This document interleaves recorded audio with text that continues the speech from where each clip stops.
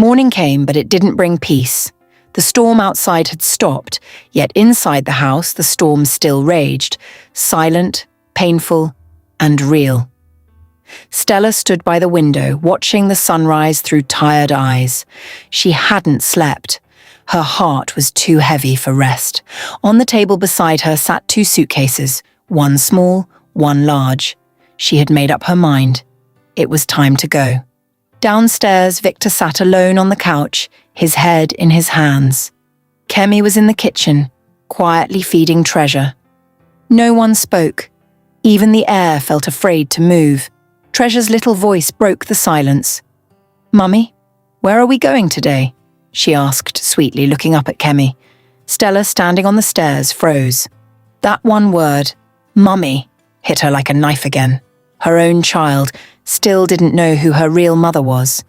Kemi's eyes filled with tears. She wanted to correct the child, but she couldn't speak. How do you fix a name that has already found a home in a child's heart? Stella walked down slowly, dragging her suitcase. Victor stood up quickly.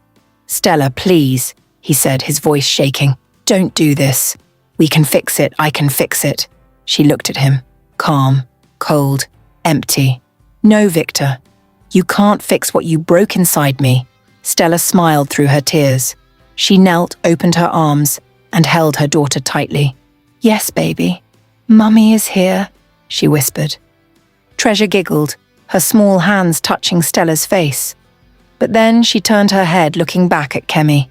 "Mummy, come too," she said innocently. The words hit Stella like thunder. Her arms froze around the child. She realized Treasure wasn't calling her mummy. Kemi dropped the spoon in shock, and Victor's eyes closed. He couldn't bear to watch. Stella forced a shaky smile. "No, baby. Mummy is taking you with her," she said softly, lifting Treasure into her arms. But the little girl began to cry, kicking and reaching out toward Kemi. "Mummy, I want Mummy," she sobbed loudly, stretching her hands toward the maid. Stella's heart shattered. She tried to hold on, but Treasure's cries grew louder, her tiny fists pounding Stella's chest. In defeat, Stella slowly set her down. The moment Treasure ran back into Kemi's arms, Stella felt the full weight of what she had lost. Her daughter clung tightly to the maid's neck, tears still on her cheeks. Kemi stood frozen, crying too. "Madam, please," she whispered. "I never wanted this." Stella nodded weakly, her voice breaking. "I know, but it's my fault. I gave the world my time, and gave my home nothing." She turned to Victor, her eyes hollow, her voice calm. "Now I understand. Success means nothing if you lose the people who are supposed to celebrate it with you." She picked up her suitcase and walked to the door. Victor tried to follow, but she raised her hand. "Don't," she whispered. "You've done enough." As the door closed behind her, the echo of her heels faded away, leaving Victor, Kemi, and Treasure in a house that no longer felt like a home. And outside, for the first time in years, Stella cried. Not as a boss, not as a wife, but as a woman who had finally lost everything that truly mattered.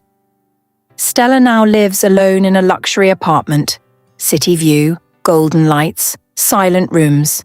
Every corner shines, but nothing feels alive. She has everything she ever worked for, except peace. Her phone sits beside her untouched, the screen dark. At night, she scrolls through old photos. Victor smiling, Treasure laughing, Kemi in the background. Memories that used to make her proud now stab like knives. She presses a photo to her chest and whispers, "I built an empire, but lost my home." Tears fall on her phone as she stares at the screen, a picture of the family she'll never get back. Months later, Stella drives back to her old home with a car full of gifts. Dolls, dresses, sweets. Her hands shake on the steering wheel. When the gate opens, Treasure is playing outside. Stella smiles and calls softly, "Treasure, my baby." But the little girl freezes. Then she hides behind Kemi's dress and whispers, "Mummy, who is that woman?" The words crush Stella's heart more than any insult could. Kemi looks away, speechless. Victor steps out of the house, calm but distant. Stella forces a smile, fighting the tears. "I just came to say hello," she says softly. "Time doesn't heal what you never took care of." As Stella turns to leave, Treasure's laughter follows her. But it's not for her anymore. Months passed before Stella gathered the courage to return. She told herself she only wanted to see her daughter. But deep down, she hoped for something more. Maybe forgiveness. Maybe a second chance. When she arrived, the garden looked different. Flowers blooming, laughter echoing from the backyard. She peeked through the window. Kemi and Victor were sitting side by side, helping Treasure draw on a piece of paper.